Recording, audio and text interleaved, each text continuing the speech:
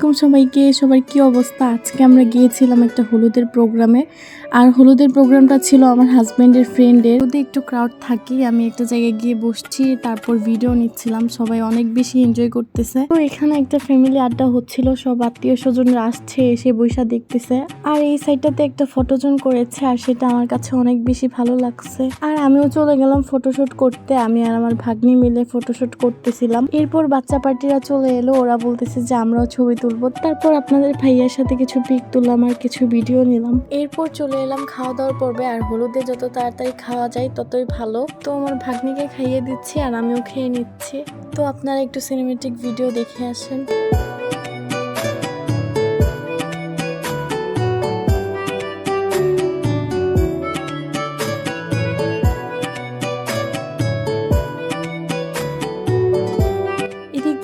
আমরা ভাইয়াকে হলুদ দেওয়ার জন্য স্টেজে উঠে গেলাম। তারপর ভাইয়াকে হলুদ লাগিয়ে দিচ্ছিলাম আর দোয়া করি যেন তাদের ম্যারিড লাইফ সুখী হয়। আর এদিক দিয়ে গ্রুপ ফটো তোলার জন্য আমরা স্টেজে উঠে গেলাম সবাই মিলে।